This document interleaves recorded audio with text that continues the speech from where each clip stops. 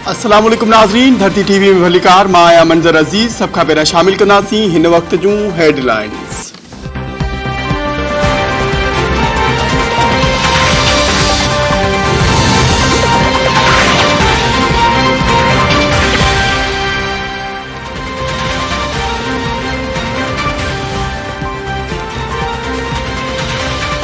कराची के इलाके सोहराब कोट में बगोड़ हज़ारे मछरियल माण्हुनि सुपर हाईवे ब्लॉक करे छॾियो। पुलिस चौकी ते हमलो, गाड़ी ऐं टायरनि खे बाहि ॾिनी वई। पथराव हैदराबाद समेत मुख़्तलिफ़ शहरनि मां ईंदड़ मुसाफ़िर तोड़े फैमिली सां बदतमीज़ी। शहरियुनि खां फुरलोट, भर वारियुनि इमारतनि खे नुक़सान पहुचायो वियो। रोड ब्लॉक हुजण सबबि समेत गाॾियूं फासी पयूं। कानून लागू कंदड़ इदारनि जा अहलकार ख़ामोश तमाशाई बणियल। अवाम भगोड़ियुनि हवा।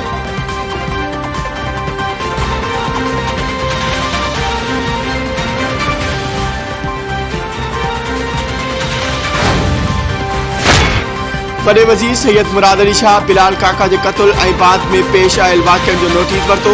कराची ऐं हैदराबाद में पेश आयल वाक़िअनि बाबति पुलिस खां रिपोर्ट तलब। वॾे वज़ीर चयो आहे त कंहिं बि गैर कानूनी शख़्स खे सूबे में रहण न ॾींदासीं। पुलिस वाक़िए जी जांच करे जवाबदारनि खे अंजाम ताईं पहुचाए। लिसानी बुनियादनि ते कंहिं बि साज़िश खे कामयाब थियण न ॾिनो वेंदो। सिंध अमन जो गढ़ आहे। सूबे जो अमन अमान ख़राब कंदड़ ख़िलाफ़ सख़्त कार्रवाई कई वेंदी।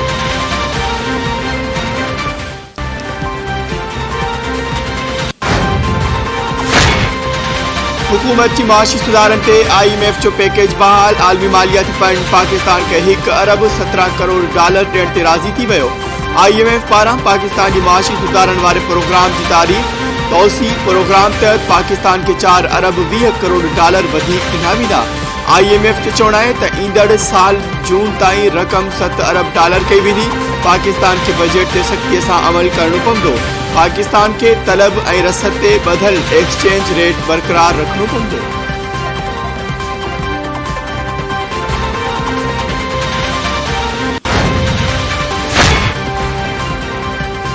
वज़ीर आज़म शहबाज शरीफ चयो आहे त IMF सां मुआहिदो मुल्क में माशी ॾुखियाइयूं घटिताईंदो। मिफ्ताह इस्माइल ऐं बिलावल भुट्टो ज़रदारी जी सरबराही में टीम की कोशिशुनि सां IMF प्रोग्राम बहाल थियो। IMF सां मुआहिदे की बहाली बेहतरीन टीम वर्क जो आला मिसाल है। सुप्रीम कोर्ट के फैसले इमरान खान एंड कंपनी जो कूड़ वाइको करे छॾियो।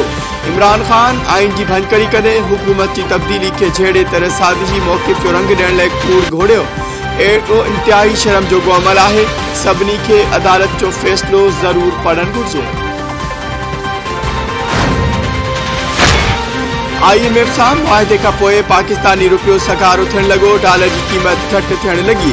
इंटर बैंक में डॉलर ₹1.5 सस्तो थियण बैदि ₹209.5 जो थी वियो। ओपन मार्केट में डॉलर ₹1.50 सस्तो थियण बैदि ₹210 जो थी वियो। मुआहिदे बैदि पाकिस्तान स्टॉक एक्सचेंज में बि कारोबार जो हाकारी लाड़ो ॾिठो पियो वञे। 100 इंडेक्स 129 पॉइंट्स जे इज़ाफ़े बैदि 41,992 ते मौजूद।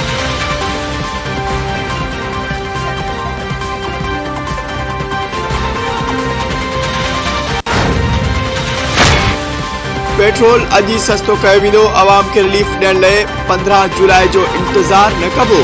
नाणे वारे वफ़ाक़ी वज़ीर मिफ्ताह इस्माइल चयो आहे त पेट्रोल सस्तो करण ते IMF के को बि एतराज़ नाहे। IMF सां मुआहिदो पूरी क़ौम के मुबारक हुजे। क़ौम ॾुखियनि फ़ैसलनि में शहबाज शरीफ सां गॾु बीठल आहे। पाकिस्तानी क़ौम बहरान के समझे थी। ॾुखे वक़्त खां पोइ अवाम के रिलीफ ॾियण जो वक़्तु अची वियो आहे।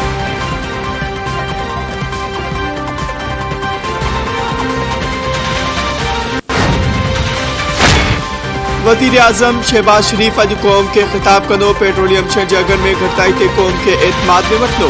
पेट्रोल ₹10 ऐं डीज़ल ₹25 फी लीटर सहांगो करण जो इम्कान।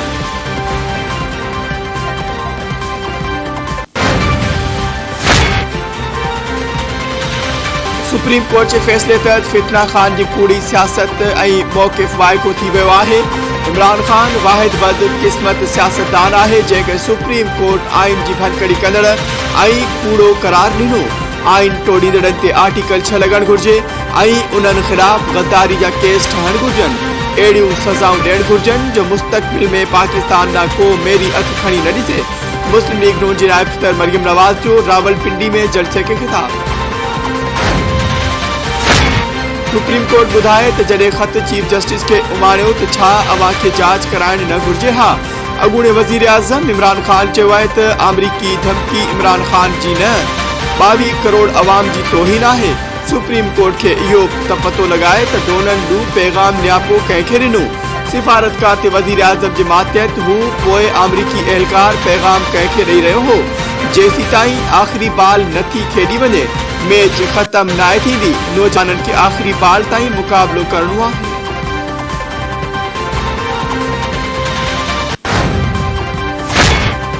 पीटीआई अॻवान फवाद चौधरी चयो आहे त जजिस खे जॾहिं दिलि चाहे थी नोटिस वठनि था कोर्ट में ब्रेक खां अॻु छा थी रहियो हो ऐं ब्रेक खां पोइ छा थियो खेनि पतो आहे। जजिस साइफर जी जांच छो नथा कनि। इस्टेब्लिशमेंट ते तनक़ीद कंदे फवाद चौधरी चयो त उन्हनि जे मुंहुं खे रत लॻल आहे। सियासी फ़ैसिला करणा आहिनि। हाणे इहो बदिलाइणो पवंदो। इहो नथो थी सघे त इस्टेब्लिशमेंट हिकिड़े ॾींहुं हिकिड़ो ॿिए ॾींहुं ॿियो फ़ैसिलो करे। मुख़्तलिफ़ धुरियूं फ़ैसिलो कनि त खेनि मुल्क श्रीलंका बणाइणो आहे या उनखे अॻिते खणी वञिणो आहे। सुप्रीम कोर्ट केतिरा ई ज़बरदस्त फ़ैसिला ॾिना पर हीअ फ़ैसिलो तकरारी आहे। आर्टिकल 6 जा केस हलण शुरू थियण लॻा त ॻिचूं घणियूं थी वेंदियूं ऐं रसा खुटी पवंदा। अॻूणे स्पीकर असद कैसर चयो आहे त खेनि सुप्रीम कोर्ट जे फ़ैसिले ते ख़दशा आहिनि। अदालत पार्लियामेंट जे मामलनि में मुदाख़लत नथी करे सघे।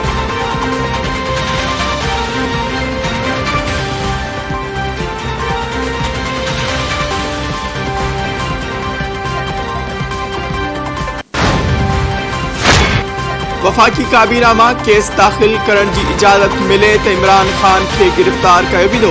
घरू वज़ीर राणा सनावला चयो आहे सुप्रीम कोर्ट जे फ़ैसिले खां पोइ सदर खे इस्तीफ़ा ॾेई छॾणु घुर्जे। फ़ैसिले बैदि इमरान ख़ान जी सियासत जो जनाज़ो निकिरी वियो आहे। पीटीआई चेयरमैन सियासत मफ़ाद बचाइण लाइ मुल्की मफ़ाद दाव ते लॻाए छॾिया। अदालती फ़ैसिले में अॻूणी हुकूमत ते आइनी भञकड़ियुनि खे वाज़े कयो वियो आहे। अदालती फ़ैसिले सां आइन जो मान मथां उथियो। आर्टिकल 6 तहत कार्रवाई लाइ कमु शुरू करे छॾियो आहे।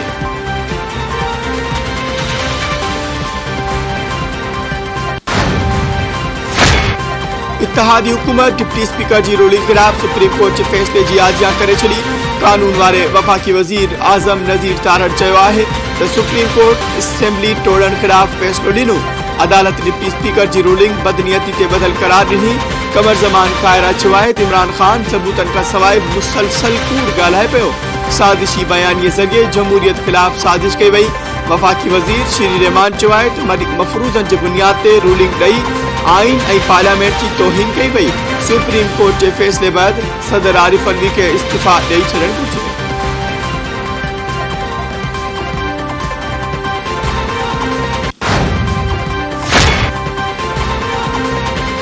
सदर आरिफ अलवी इमरान ख़ान ऐं ॿियनि ख़िलाफ़ आर्टिकल 6 जी कार्रवाईअ लाइ सेनेट में करारदाद जमा। मुस्लिम लीग नून जी senator doctor Afnanullah Khan supreme court जे डिप्टी स्पीकर जी रूलिंग बाबति ॾिनल फ़ैसिले तहत आर्टिकल 6 जी कार्रवाई लाइ सेनेट में करारदाद जमा कराए छॾी। सदर ख़िलाफ़ मुआख़ज़े जी कार्रवाई शुरू करण जो बि मुतालबो।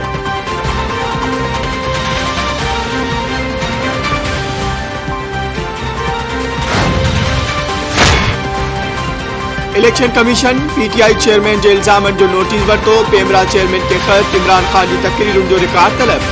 इलेक्शन कमीशन कंहिं जे दबाव में न ईंदी ऐं दबाव में अचण बिना इदारो पंहिंजी आइनी किरदार अदा कंदो रहंदो। पंहिंजा झेड़ा पाण ताईं महदूद रखो छाकाणि इलेक्शन कमीशन लाइ सभु बराबरि हैसियत रखनि था। इलेक्शन कमीशन जे तर्जुमान जो इमरान ख़ान जे बयाननि ते रद्दअमल।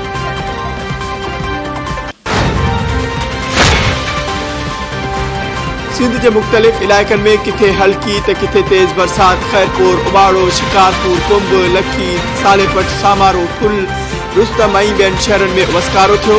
ठठो, मिठियाणी, कोटड़ी, कंदकोट, कशमोर, गढ़ी, खैरो, बाढे, ढोरो नारो, गोलारची में डिगड़ी, रेती में भी मींहुं वठो। अॻे ई पाणी हेठि आयल इलाइक़ा ऐं रोड रस्ता पाणी सां भरिजी विया। केतिरनि ई इलाइक़नि में बिजली बंद। मौसमियात खाते मूजिबि 15 ऐं 16 जुलाई ते कराची में बरसातुनि जो ज़ोर थी सघे थो।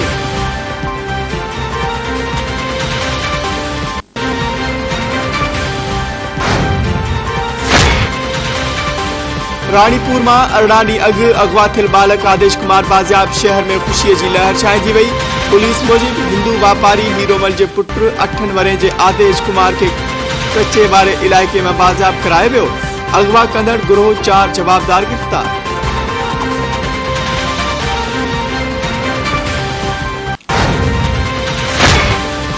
हैदराबाद में कत्ल थियल नौजवान बिलाल काका के कातिलन की गिरफ्तारी और धारन की सिंध में निकाली लाइ मुख्तलिफ शहरन में एहतजाज। जेकबाबाद, कंदकोट, बदीन, शहदादपुर, मीरपुर माथेलो, कंडियारो, भिरा रोड दखण में एहतजाजी मुजाहरा करे धरना हया विया। डिगड़ी, झुडो, मीरो खान, काजी अहमद, सामारो, छोर, मनहड़ो, पड ईदन, राधण, सिराड़ी, हिंगोरजा और बेन शहरन में रैलियों कड़ी एहतजाज।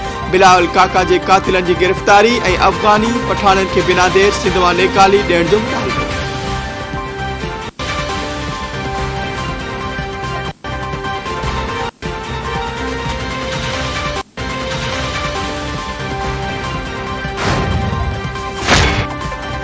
हैदराबाद में बनी अग पेश आयल वाक़ियो अफसोसनाक है। सूबे में कंहिंखे भी कानून हथ में खणण की इजाज़त न ॾिनी वेंदी। इतलात ते सूबाई वज़ीर शर्जील इनाम मेमन चयो आहे त अफ़सोसनाक वाक़े में मुलविस जवाबदारन खे गिरफ़्तार कयो वियो आहे। को भी शरपसंद कानून हथ में खणंदो त कार्रवाई कई वेंदी। मिल्कियतन के नुक़सान पहुचाईंदड़ कुछ नौजवानन खे भी हिरासत में वरतो वियो आहे। सिंध सूफ़ियन और अमन पसंद की धरती है। कंहिंखे भी अमन ख़राब करण न ॾिनो वेंदो।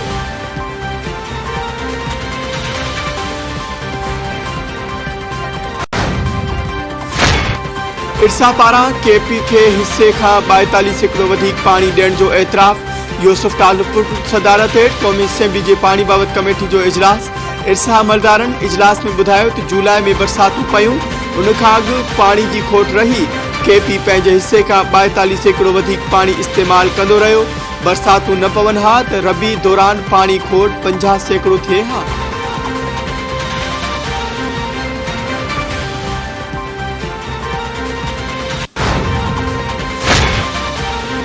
अॻूणे घरू वज़ीर शेख रशीद एंटी करप्शन में तलबी वारे नोटिस के हाई कोर्ट में चैलेंज करे छड़ियो।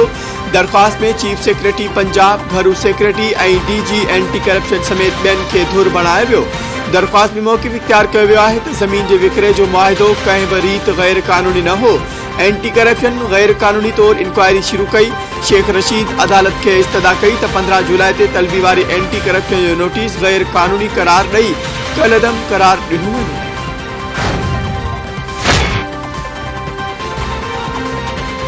10 वोटन एवज़ एक मोटरसाइकिल ॾियण की आंच ते PTI के उम्मीदवार और शाह महमूद कुरैशी के पुट ज़ैन कुरैशी खिलाफ इंक्वायरी जो नोटिफिकेशन इलेक्शन कमीशन जारी करे छड़ियो। नोटिफिकेशन तहत असिस्टेंट कमिश्नर और सेक्रेटरी RTA इंक्वायरी ऑफिसर मुकर्रर, DEO जांच ऑफिसरन के जल्द रिपोर्ट पेश करण की हिदायत कर छड़ी।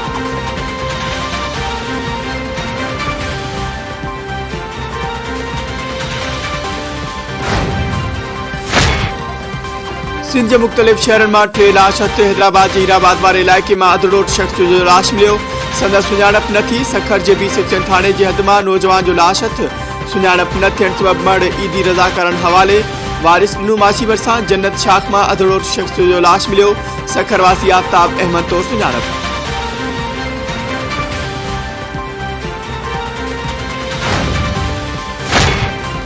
कंबर बरसा पलांद में नौजवान कत्ल गोठ मलूक बुलेदी में बुलेदी बिरादरी की ॿिनि विच में झेड़ो थी पियो।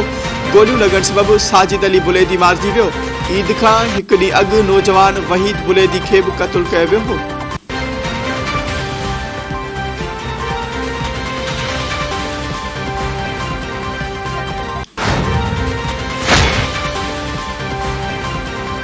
हैदराबाद वेझो सिंधु दरिया में वेझण दौरान 2 ॼणा बुॾी फोत। एक जने के बचाए वियो। फोत थियलन में 40 वरे जो रफीक और 35 वरे जो नादिर शामिल।